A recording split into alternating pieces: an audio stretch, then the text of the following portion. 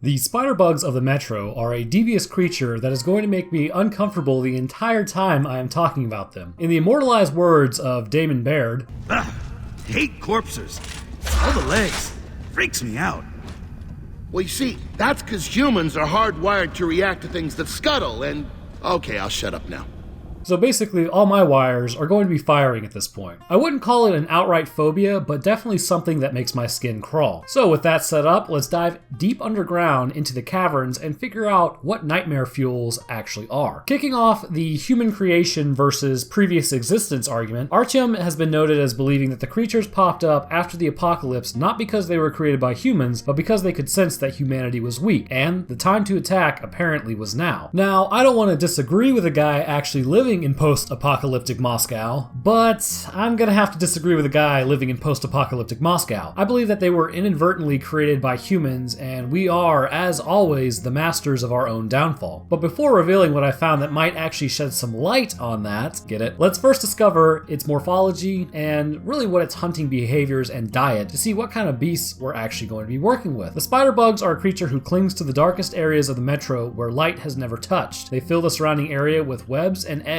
as soon as they realize it's a viable area for their existence. What I find rather interesting about these eggs is that they hatch both male and female spiders, which will pour out and begin their attacks. This would suggest that the eggs themselves have many different embryos inside, really allowing the different sexes to exist within the same structure. But speaking of males and females, a good place to start with the morphological differences between the two is going to be here, as there are going to be quite a few. A female spider bug is going to have a rounded abdomen with no tail. They are going to be the version that is actually going to possess the most spider-like qualities and characteristics. They are heavily armor-plated and will typically choose to attack with their claws and fangs. These attacks can be quite devastating and cause a great bit of damage, as you might imagine. If they existed in real life, these claws would more than likely be able to pierce down to bone and maybe even continue cutting from there. The fangs themselves are several inches in length, and considering that they have a spider lineage, it can be assumed that they do in fact have some sort of venom that they inject. The venom is actually going to be kind of irrelevant, considering that these fangs are quite long, and if they were to bite you, it would be life-threatening. They could easily pierce the abdomen of a person, causing internal bleeding similar to a knife wound, or completely penetrating the neck, cutting the veins and arteries in the area. Either way, if a female gets a hold of you, things would probably be over quite quickly. Her thick armor plating is going to be another thing to contend with, as a shotgun blast at point-blank range will only stun her for a short amount of time. It can also be assumed that the armor plating is in fact made of chitinous material that is layered on later in life. Newborns do not share the same type of armor plating and can be brought down with just a few shots. This armor is going to have its limits, however. It should be understood that while the armor is very bullet resistant, it is in no way bulletproof. If you have time, ammo, and a steady hand, you can bring down a female with enough patience, but honestly, she also has another resistance that is pretty interesting. She is quite a bit more resistant to the effect of light than her male counterpart. While still not immune to it, she can stand the presence of light much longer, which is interesting as they all share the same environment. Moving on to the males, did you know that spiders could get even worse? No? Then do I have terrible news for you. The male spider bug is a creature that looks like someone took the worst parts of a spider and a scorpion and glued them together. Their top half is going to contain the same armor plating we see on the females, as well as the standard 6 legs. They will also have an angular looking face, or really a more angular looking face than the females, with fangs that can be clearly seen. Moving on to the back of the creature, however, we can see that it's going to possess quite a large tail, much like that of a scorpion. The armor plating is going to continue up the tail, and it seems as though this armor has been twisted in a way that actually provides a top to form a stabbing point used to attack intruders and prey. It is not known that if the tail is going to actually contain venom, as after an attack there does not appear to be a poisoning effect, but it is still like being stabbed with a butcher knife. The tail hits with enough power to more than likely make its way through armor and could easily cut through skin of a person, and it's going to probably attempt to hit something vital. The males move pretty fast for their overall size, which makes them tougher to shoot, as many shots could be missed. However, they display a fairly obvious weakness to any type of light. Whether it be overhead lights or even a flashlight in a dark room, they will flee from the light as it tends to burn them. This is not specific to males, but also to females. Light exposure can outright kill them if they are not careful, which is why they live so deep in the Metro. But what is most interesting about the light exposure is it does not seem to affect the hatchlings. Some hatchlings have been seen kept as pets in Venice, albeit terrible pets, but the point is is that they are exposed to light and seem to be able to handle it just fine. But is there really a reason for this? Or is it just a plot device? I believe to find the answers that we actually seek on this, we must first figure out what their diet is going to be. Spider bugs are going to be carnivorous and seemingly going to hunt Nassalis due to what is available in their immediate area. There have been many human bodies seen in the nest, but it can be assumed that they are hunting for food outside the nest as well. I have never noticed any Nassali skeletons in the nest, but I have noticed quite a few human skeletons laying around the area, meaning maybe there is a preference to bring back certain prey to the nest versus other prey. So overall, it appears to me that Nassalis are eaten where they are, but humans are brought back to the nest. Currently, in our universe, IRL right now, in the spider lineage, typically males are going to have longer legs than the females and roam much further. Females tend to stay at their nests, protect their eggs, and hunt via webs, preferring to let the prey come to them. So why am I actually making this comparison? Because I have put together an idea that might actually explain why these spider bugs have such an extreme sensitivity to light, to the point of death. First things first, to full circle, let's bring this back to the beginning of the video. I disagree with Artyom. I do not believe that the spiders were always there waiting for their chance to come up. I believe that they were inadvertently created by humanity either through direct experimentation or indirect exposure. More likely the latter over the former, as there is some sound reasoning I believe for this. As we all know, well, now we all know, press F to pay respects for the original Dark One video, the Russian government had a direct involvement in the creation of the Dark Ones. They were found deep under D6 in pretty much the deepest area the government can put them as to keep them secret. But what does this have to do with the spiders, you say? Well, it's clear some pretty heavy bioengineering and biomolecular research was going on to craft the perfect soldier to survive the presumed war that was about to happen. There are many chemicals used in biomolecular research, but one in particular is of great interest. Its name is going to be Psoralen. Psoralen is a mutagenic compound that can get down to your cells at a genetic level and induce changes for better or for worse. Usually for worse. It is found in sunscreens as a tan activator, if you didn't know, until about 1996, but then it was stopped when they found the photocarcinogenic properties. This little chemical is highly useful in the controlled mutation of DNA and is regularly used right now for that exact purpose. However, besides its mutagenic effects, it also has one other major issue. It can cause extreme